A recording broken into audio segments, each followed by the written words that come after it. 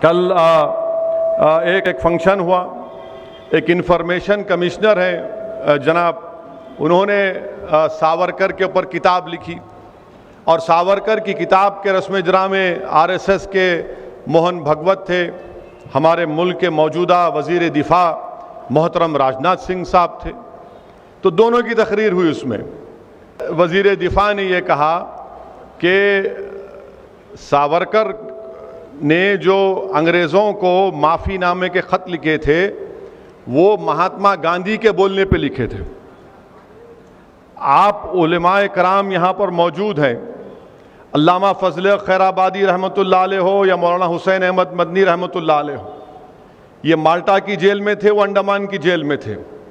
कोई भी एक ख़त इनका नहीं बता सकता कि उन्होंने अंग्रेज़ों से माफ़ी की भीख मांगी। कोई नहीं बता सकता, कोई नहीं बता सकता। अब ये जो मोहतरम है सावरकर, ये जेल में गए 1911 को। कब गए जेल में? जुलाई 4, 1911 को गए। ये जरूरी है बोलना क्योंकि रिकॉर्ड हो गया तो दिखाते टीवी वाले, इन्हें एक और भड़काऊ भाषण गुलगोर में दे गए बोल के। तो जुलाई 4, 1911 को उन्होंने जेल में डाले सावरकर को।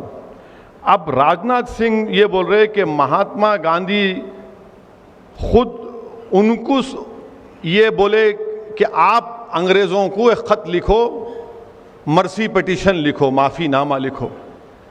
मैं राजनाथ सिंह साहब से पूछना चाह रहा हूं कि आपको ये झूठ बोलने के लिए किसने मजबूर किया? 4 जुलाई 1911 को जब सावरकर को अंग्रेज़ गिरफ्तार करके काला पानी अंडमान में रखे, गांधी भारत में नहीं थे, साउथ अफ्रीका में थे राजनाथ सिंह साहब। वहां से क्या उन्होंने क्या प्लेन में उड़ के आके बोले या क्या, कैसा है? उतना प्लेन भी नहीं था जब, तो नहीं, कुछ भी नहीं था। अब इन्होंने लंबी छोड़ दी है।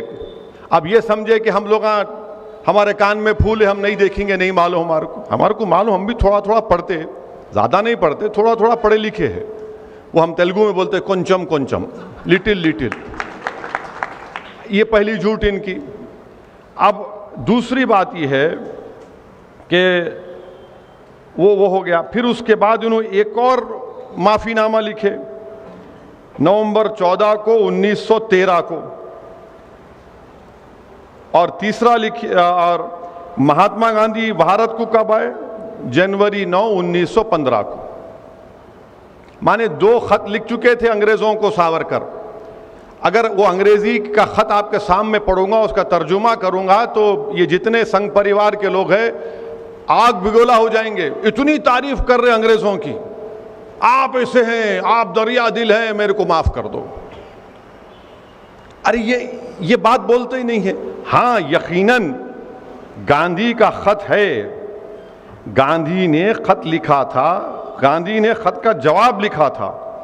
गांधी ने उस खत का जवाब लिखकर ये नहीं कहा गांधी ने अपने जवाब में सावरकर को कि बेटा तू माफी मांग ले जाके, नहीं कहा गांधी ने। गांधी ने खत मैं पढ़ के सुना देता हूं आपको। वो खत है, गांधी ने लिखा जनवरी 25, 1920 को, और गांधी इसमें खत में लिख रहे कि आई हैव योर लेटर, आपका खत मिला। It is difficult to advise you, बड़ी मुश्किल है आपको नसीहत का, आपको एडवाइस करना। मैं आपको I suggest however you are framing a brief petition setting forth the facts of the case, bringing out in clear relief the fact that the offense committed by your brother was purely political. Gandhi उनको ये मशवरा दे रहे कि आप एक petition अंग्रेज़ों को लिखो और जो जुर्म आपके भाई से हुआ ये बोलो कि वो सियासी जुर्म था। I suggest this in order that it would be possible to concentrate public attention on the case. Meanwhile, अरे गांधी कहां बोल रहे इसमें कि माफी मांगो? गांधी तो ये बोलते थे कि अहिंसा का सबसे बड़ा रास्ता जेल को जाना है, जेल को जाना है। और मौसूफ को काला पानी में सावरकर को जेल में डाले, 8 महीने के अंदर ही खत लिख दिया उन्होंने पहला।